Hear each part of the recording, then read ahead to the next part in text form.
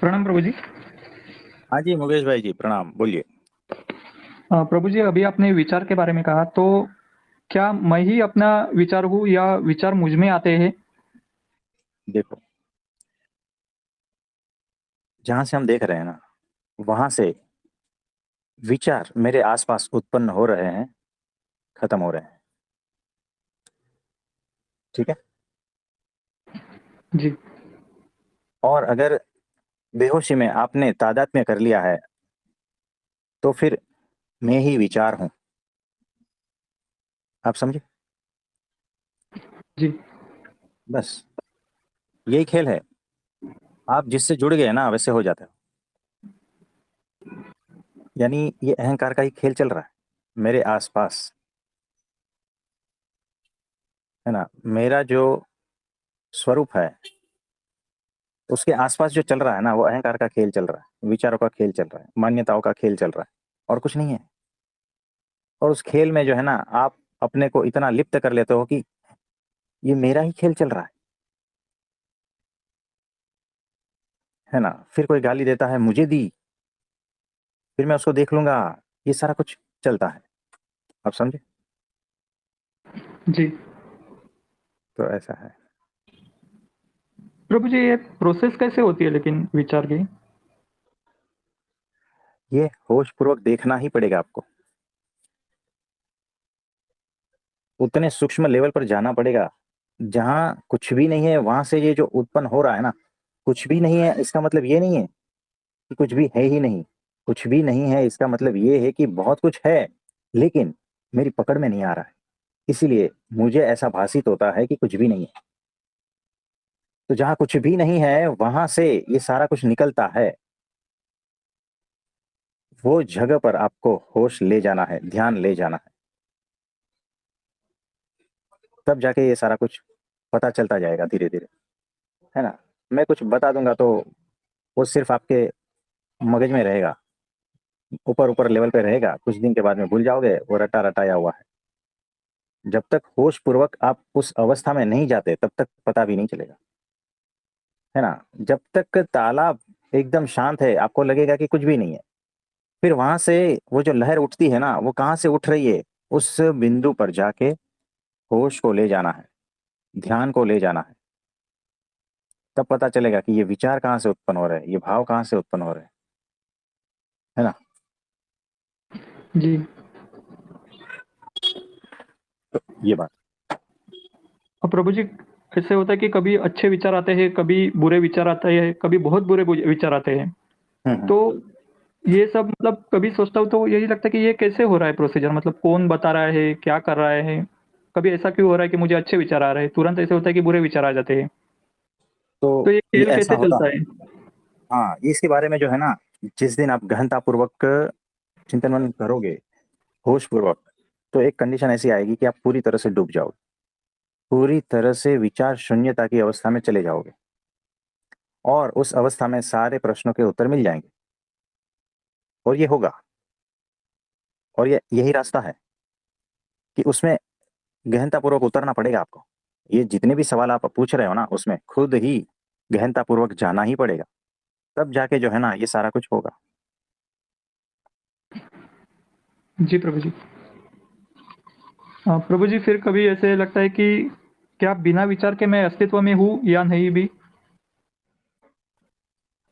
हाँ, ये इसके ऊपर भी चिंतन मनन करना है।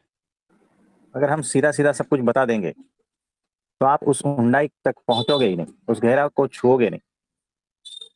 तो अहंकार बिना विचार का अस्तित्व में नहीं रहेगा। आप रहोगे बिना विचार के अस्तित्व में, लेकिन अहंकार का बिना विचार का कोई अस्तित्व नहीं रहेगा। इसीलिए सतत विचार उसके लिए जिंदा रहने के लिए जरूरी है। बहुत अद्भुत खेल चल रहा है। जिस दिन उसमें उतरोगे, तो हीरे मोती पाओगे। और कुछ। प्रभु जी, फिलहाल तो इतना ही आ रहा है। कोई बात नहीं। आराम से बैठ जाना, 2-4 घंटा, जितना भी घंटा लगे। जी उस प्रभु जी। जो जो पूछा है ना, उस पर अटक जाओ, टिक जाओ, पकड़ लो। और उसमें और गहराई से उतरते जाओ, फिर ध्यान लगेगा, फिर समाधि लगेगी। यानी 2400 घंटे फिर वो प्रश्न घूमता रहेगा और उसका उत्तर जो है ना समाधि में मिल जाएगा आपको। प्रभु जी, जैसे ही जितना ही सोचता हूँ, चिंतन मनन करता हूँ ना, तो ऐसे लगता है कि कुछ समझ में नहीं आ रहा है। क्या हो ये रहा है, अच्छी क्या बात चल रहा है? ये अच्छी बात है। कुछ समझ में नहीं आ रहा है, वो स्थिति सबसे अच्छी स्थिति है, क्योंकि वहां पर जो है ना बुद्धि थक जाती है ना। मैंने हार मान ली, यानी अहंकार ने हार मान ली है। अब अहंकार थोड़ा सा हटा तो फिर जो है ना जिसको उतरना है वो उतर जाएगा, जिसको यानी परमात्मा को उतरना है उतर जाएगा, उत्तर को उतरना है तो उत्तर उतर जाएगा आपके भीतर। ऐसा होता है वो कंडीशन में।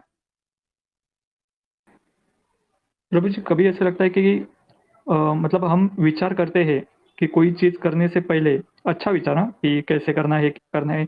तो ये जो विचार है, तो क्या ये समझदारी है? देखो, विचार अगर आपके कंट्रोल में है तो बात अलग है। अगर एक भी विचार आपके कंट्रोल के बगैर आ रहा है ना तो गड़बड़ी है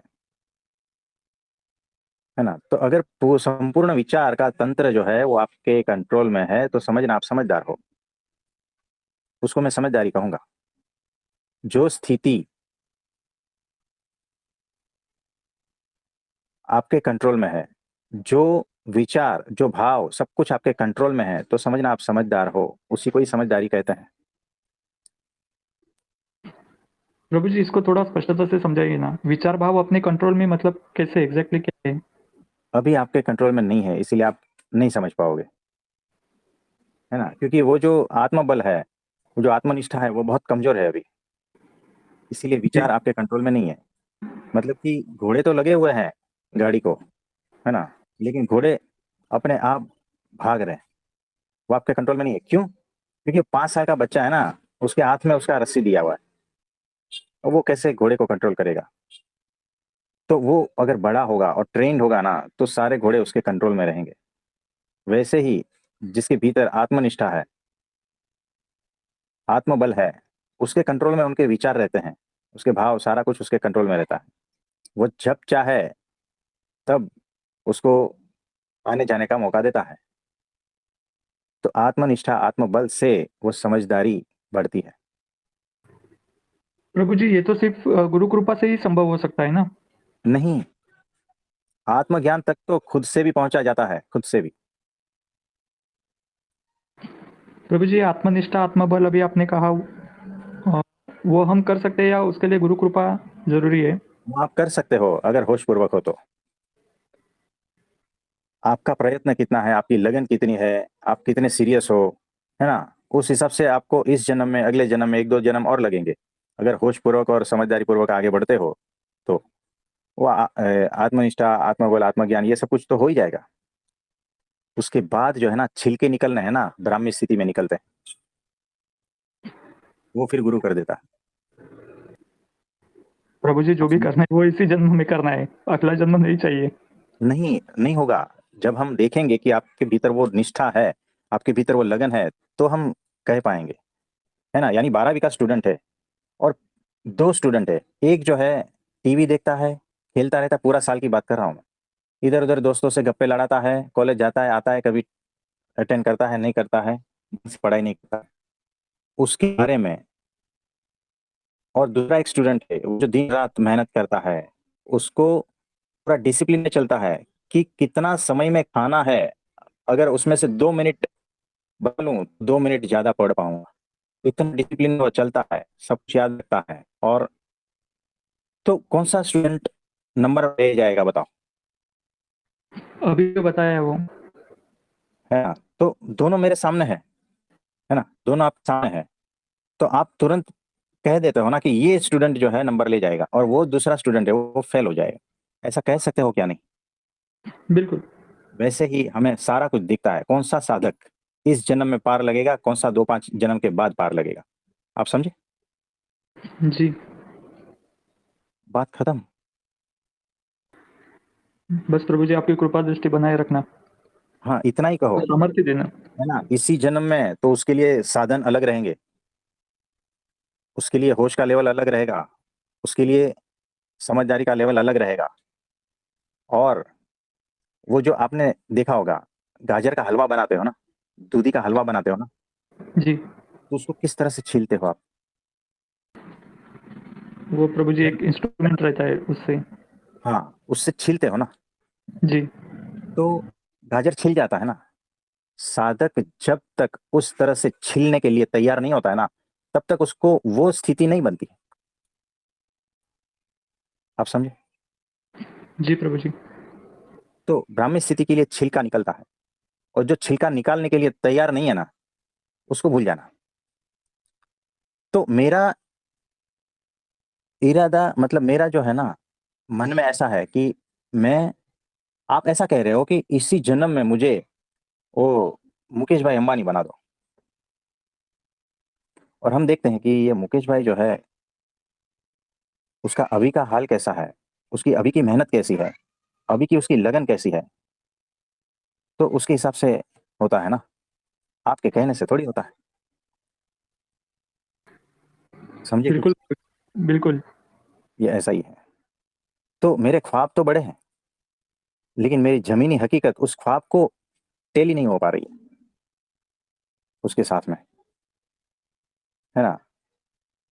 तो मेरे ख्वाब बड़े हैं, लेकिन मेरी हरकतें उसको मैच नहीं हो रही है, उस ख्वाब के हिसाब से मेरी मेहनत उस हिसाब से नहीं है। आप समझे?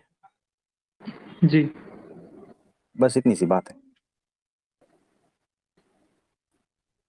तो प्रभु जी इसमें ऐसा कर सकते कि सिर्फ़ अपना कार्य करते रहना है, बाकी अपने गुरु पर छोड़ देना है। उनको जैसा करना है वैसे वो करेंगे। हाँ, तो वैसा ही है कि तू दिन कहे तो दिन, तू रात कहे तो रात, बात खत्म, है ना। और ये जीवन तुझे सौंपा दिया है, अब तुझे इसको संवारना है संवार, बिगाड़ना है बिगाड़। और जब भी संवारना है संवार। मेरी ऐसी कोई आग्रह है ही नहीं कि आज ही संवार या इसी जन्म में संवार, ऐसा कोई आग्रह नहीं है मेरा। इसको कहते हैं समर्पण। जिस दिन ये भाव आ जाएगा ना, अपेक्षा रहित प्रतीक्षा, तो वो सामने ही प्रकट है। और अगर ऐसा समर्पण नहीं है, तो अनंत काल तक भटकते रहोगे। बहुत सूक्ष्म सूत्र है, हम कुछ ही मिनटों में बता रहे हैं। और ये जिसके ऊपर से गया, समझो गया। और जिसने इसको ग्रहण कर लिया और हर एक शब्द को पी लिया ना, तो समझना उसके लिए तत्क्षण हो जाएगा। फिर भी नहीं समझ पाओगे आप, हम क्या बोल रहे हैं ना, नहीं समझ पाओगे। 5-10 साल के बाद में समझ पाओगे। और कुछ? नहीं प्रभु जी, सिर्फ़ धन्यवाद के ही भाव है, है ना। तो क्योंकि और एक आपने मोती निकाल के दिया है, हाँ जी। तो उसके लिए धन्यवाद प्रभु जी। हाँ जी, धन्यवाद आपका।